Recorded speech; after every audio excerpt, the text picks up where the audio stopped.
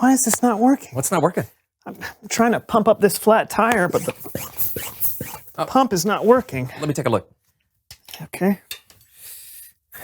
All right. Yeah. Go ahead, try it. Pump it a bit. Okay. Yeah, it's not working. Oh! You know what? Maybe you'd have to flip down this little doohickey right here. Oh. Yeah. Try it now. Okay. A little faster. Is it working? Keep going. Now? Yeah. I think it's working! Ah!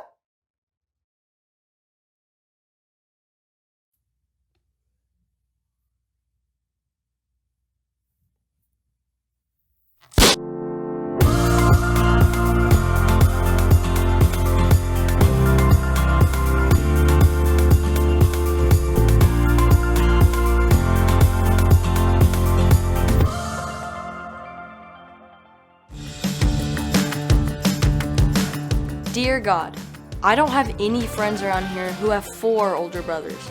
I get handed down hand-me-downs. Everything has someone else's name scratched on it. I have books for school with Jackson's name all the way through it. I have a shirt with Jacob's name on it, and I don't even want to talk about Joseph. God, it seems like nothing I have is really mine. It's always just someone else's leftovers, like the skateboard. It was Jacob's, and it was ancient. Like, it should have been in a museum, but instead of getting a new skateboard, I got his. I didn't even want to ride it. I just kind of tossed it somewhere in the garage, until Jacob asked if I wanted to fix it up. He does stuff like that. He knows a lot about repairs on his car and bikes and things, so we started working on it together. He let me do what I wanted.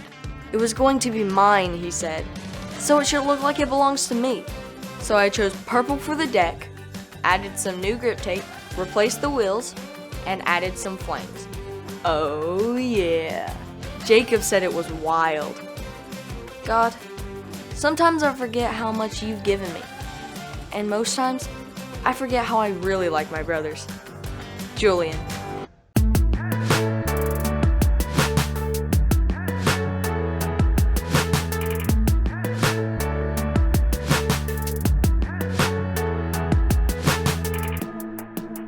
TV screens and magazines always try to sell me things, from bicycles to shiny rings. And they say, hey, check out this brand new fan.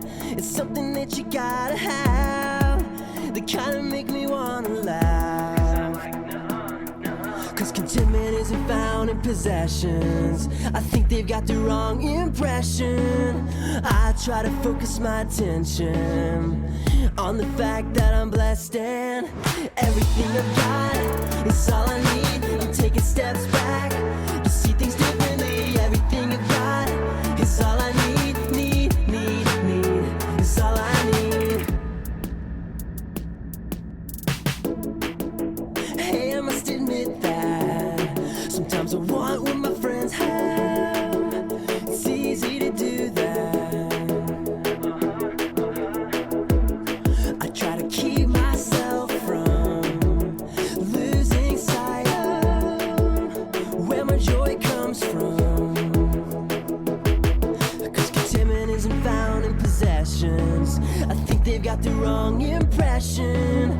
I try to focus my attention on the fact that I'm blessed and everything I've got is all I need. I'm taking steps back to see things differently. Everything I've got is all I need,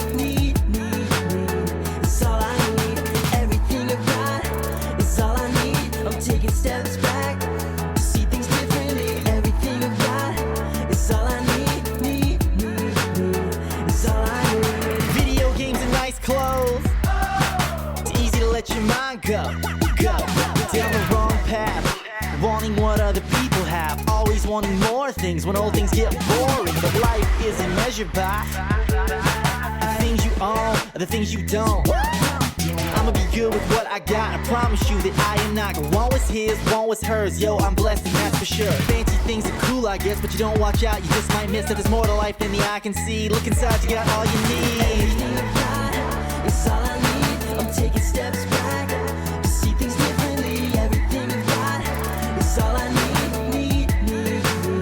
It's all I need. Everything I've got is all I need. I'm taking steps back to see things differently. Everything I've got is all I need. It's all I need.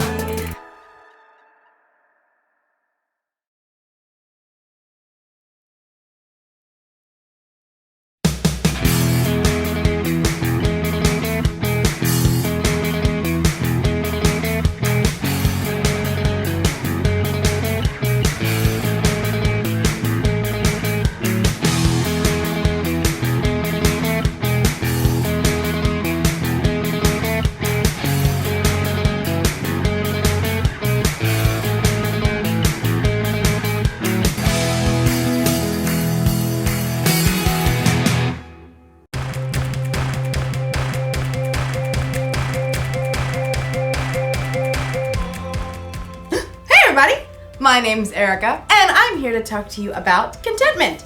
Contentment is learning to be okay with what you have.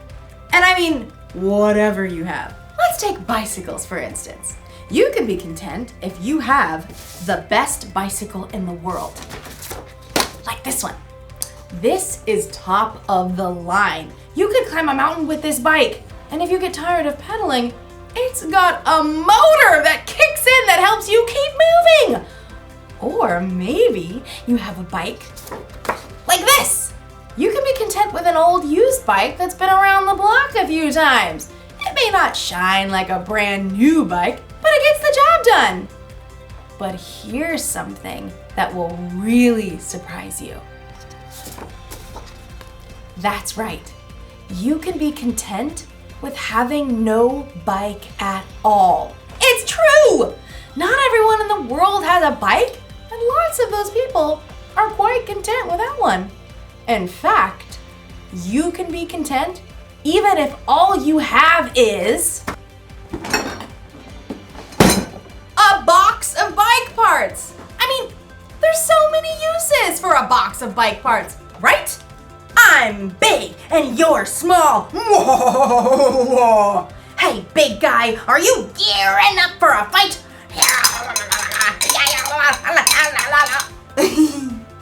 In today's story, we'll hear about the next step after contentment. I think you'll get a real kick out of this story. This is a kickstand. So many uses. Man, all right, I'll see you next time. The Bible. It's 66 books of history, stories, letters, and poetry that fit together to form God's one big story. The epic adventure of how He created us and loves us so much that He made a way to rescue us. As we travel through the Bible, from Genesis to Revelation, we discover people who met God and found their lives changed forever. Now, for an amazing story, inspired by the book of 2 Corinthians, chapter 8, verses 1 through 5. As Sarah entered the cafeteria, bagged lunch in hand, Grace waved her over. Hey, Sarah, we figured out the service project thing. Sarah slid into the seat beside Grace, across from Cassie and Rochelle. All three of them sported expensive salon haircuts and manicures. Sarah tried to smooth down her own frizzy hair. She was glad that St. Joseph's School requires uniforms, because at least her clothes looked like what everyone else was wearing. Oh, right, the project for social studies? Miss Moss had required that individual groups find a service project to do during the holiday season. I looked through Miss Moss's list. This one's perfect. Grace showed her tablet screen to Sarah. Helping a refugee family? That's a great idea. Yeah, we can just buy them stuff from this list and send it to their new home. Where is the... Sarah looked at the table again, trying to decipher the name on the page. Where is the... KMB family living? Somewhere over on the east side, like Grove or some place with those rundown houses. Sarah swallowed hard. She lived on the east side when she'd moved in with her grandma. It was only because of a scholarship that she was able to attend St. Joseph's School. It says here the family needs 3 sets of sheets. Oh, I know! You've seen those ads for tufted owl sheets? They're supposed to be the best. Sarah's eyes widened. Aren't those sheets like $200? That's cool. My dad will give me the money. They need dishes. I'll order a full set from Macy's. My mom has a platinum card there. I'll get them a TV. Perfect way to learn English, right?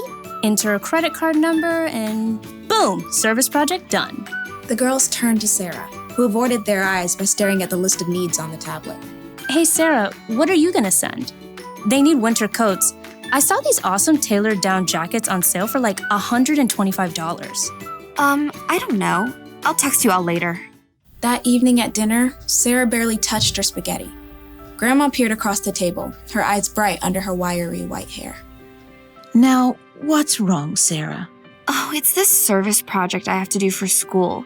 We're supposed to help this refugee family that's moving into a house over on the Grove. The Kayembes. That sounds like a lovely idea. Yeah, but everyone else is ordering stuff for them. Expensive sheets and TVs and things. The only money I have right now is for bus fare. What am I gonna give? You don't have to have a lot to give a lot. You didn't answer my question. Grandma smiled and reached for the worn Bible that always sat on the kitchen table. No, but St. Paul will. Sarah knew that once Grandma got a scripture passage stuck in her mind, there was no stopping her from reading it. Okay, fine. I'm listening. Let's see. It's right here in 2 Corinthians. Paul was writing to a group of churches. We want you to know about the grace that God has given to the churches in Macedonia. They have suffered a great deal, but in their suffering, their joy was more than full. Even though they were very poor, they gave very freely. In fact, they gave even more than they could. Completely on their own, they begged us for the chance to share in serving the Lord's people in that way. But that's still talking about money. The churches gave money. Listen with your heart. They gave from what they had, and they did it with joy. Well, what I have is not money. But you've got other things. Okay. I'm good at baking. I know how to use the bus and get around. I have time, I guess. Grandma beamed and her face crinkled. All good things. Reluctantly, Sarah smiled back. Okay, I'll make a list. Next morning, Sarah's friends crowded around her locker. Hey, have you decided what you're gonna buy? Well, I thought maybe the Kayembe family needs more than just stuff. Like how? Maybe they need help. You know, like finding the library, figuring out the bus system. Yeah, I don't know anything about that. But I do. And I Googled and found a number for their caseworker. And she said we could help the Kayembes decorate their new home for Christmas. Oh, that's a really cool idea. I found this awesome video that shows how to make Christmas ornaments from salt dough that you shape and bake and paint. You all could come to my place and help. Sure, that'd be great. I mean, it's a tiny apartment kitchen and all. You tell us what to do, we'll do it. Sarah breathed a sigh of relief. Maybe she couldn't send $200 sheets, but she could use her time and creativity, and even her grandma's tiny kitchen, to help welcome a new family to her neighborhood.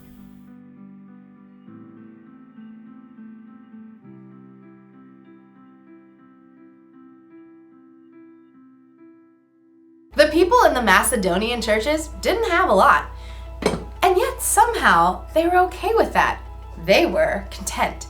And it was that contentment that made them want to share their time, talents, and resources with others. You see, when you learn how to be content, it makes you really see all the good things you have. You learn to be thankful for what you've been given, and the more thankful you are, the more likely you'll want to share what you have with someone else. Like, maybe I could share these bicycle parts. You know, I'll bet there's a bike somewhere that's falling over somewhere because they need a kickstand. I could give this to that bike. Or someone might need, to replace their chain because theirs is old and rusted or broken. Let's see. These might even help someone hold onto their handlebars a little bit tighter. I could give all these parts away and help a lot of people. You know, we all have something we can give.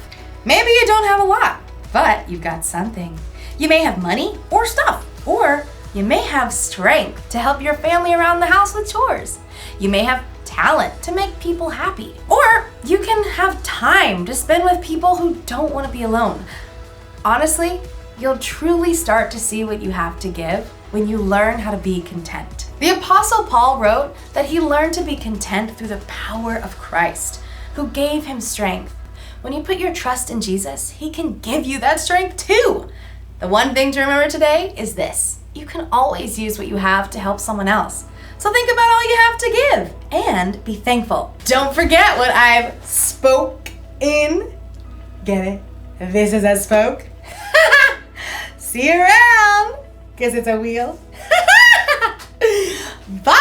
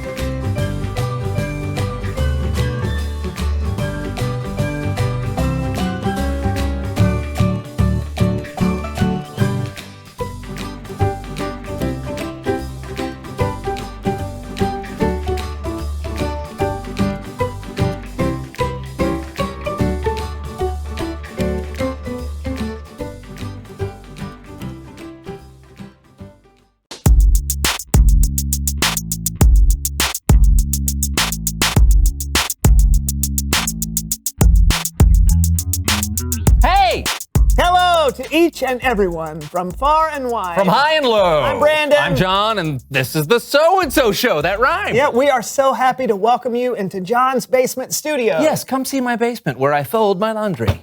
Ah, it's folded. Find popcorn in the oddest places. Mmm. Chewy. Find a place to cry alone after watching a sad movie. Why? Why'd you have to let the sadness overtake you, Artex? Why? Or sometimes, cry with your friends. Why did you fight it, Artex? The story is never ending. Why won't the story end?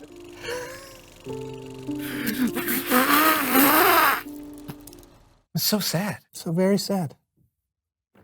We've got a great show today. John, I must ask, what does the word upcycle mean to you? I'm not sure. Oh, a unicycle has one wheel, a bicycle has two wheels, a tricycle has three wheels. An icicle has no wheels. True! But an upcycle, is it a bicycle you ride up? Nope. Hey, you know what recycling is, right? Reduce, reuse, recycle? Yes, but instead of recycling or throwing something away, upcycling means you can make something into something new or better. Okay, upcycle. Okay, that makes a lot more sense. Okay, where do you keep your recycling? Right here. Oh, good. Well, let's dump it out. Awesome. Okay. Oh, good. Perfect. All right. It's in here somewhere. Yeah, it's great. Now let's upcycle this stuff. Let's make something better. Do you have what do you want to? Self-propelled cars. Okay. We'll make self-propelled cars, and then we'll race them. Oh, sounds fun. Let's montage. Woo! Oh!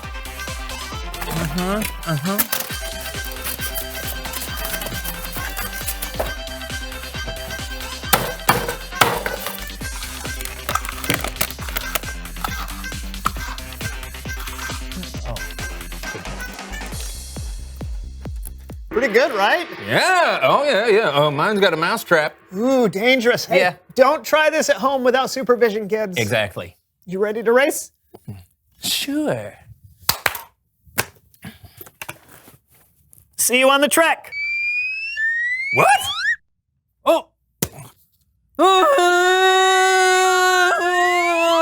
Gentlemen, start your engines. I am so confused. On your mark. Get set. Go! Whoa!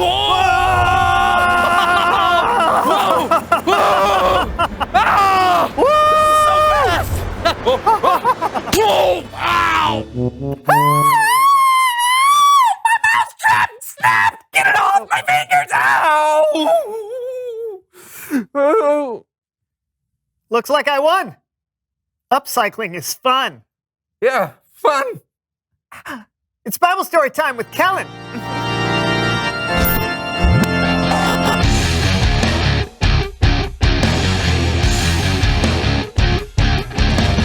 How's it going, Kellen? Not bad, gentlemen. You got a story for us today? I do indeed. Well, by all means, take it away. Yeah.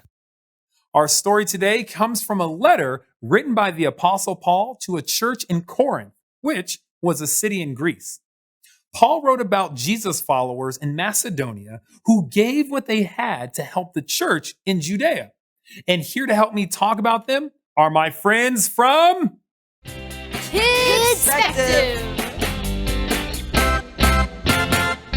The Apostle Paul helped start churches all over the place.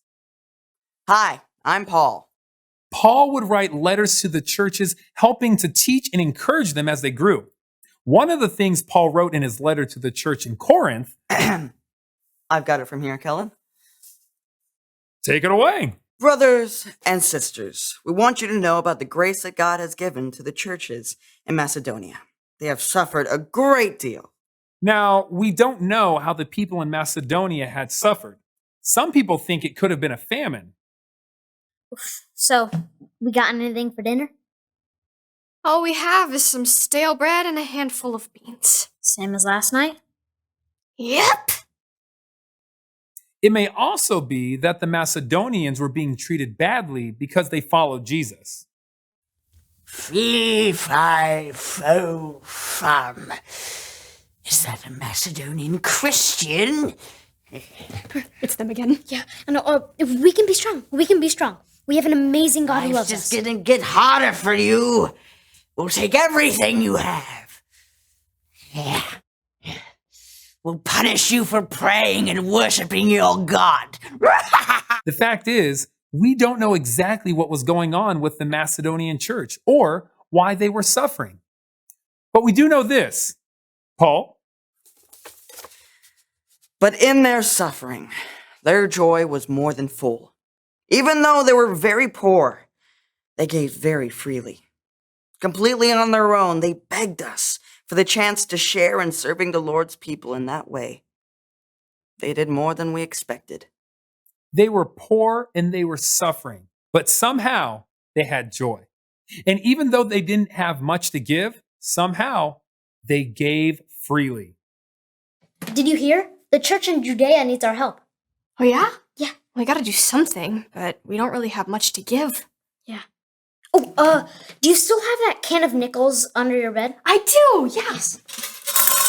And what about you? Do you still have that ultra rare Beanie Boo you won at the carnival? I mean, it's gotta be worth something. Yes, right. Paul? Are these worth something? What is it? Yeah, this will help a lot. Can you afford it? Yeah, our God has already given us so much. We just want to give back. Thank you. Thank you.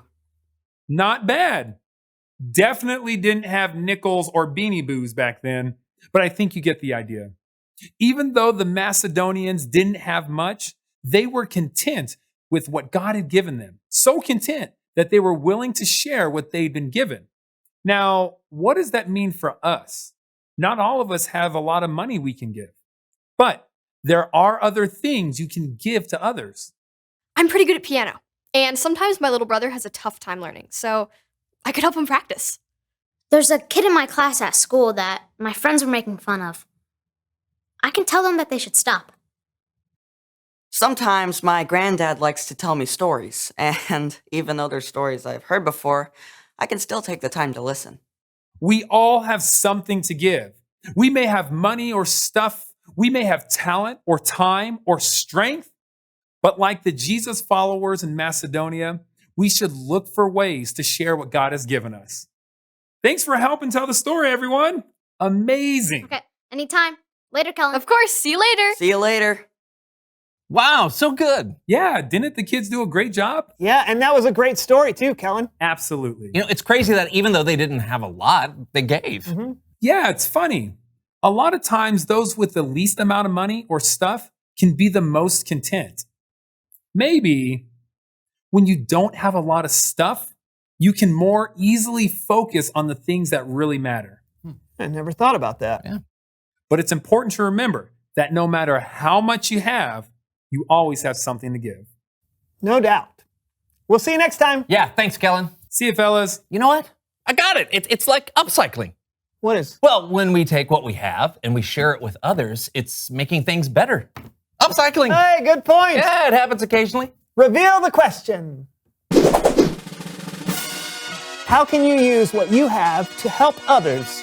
Yeah, you've already heard some ideas from Kidspective, but why don't you think up some others? And remember, it doesn't have to involve money. No, it can be time. Or your talents. Your creativity. Or your courage. Wait, we're giving them too many ideas. Oh, right. You answer the question. How can you use what you have to help others? And we'll see you next time on the So-and-So Show. See ya. Laundry. Why doesn't it work when I do it? Yeah.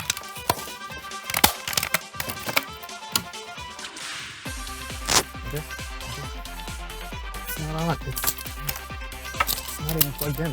Oh, that's why it wasn't working.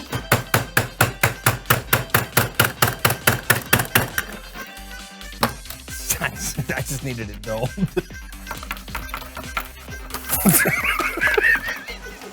They're doing Charlie Chaplin over there.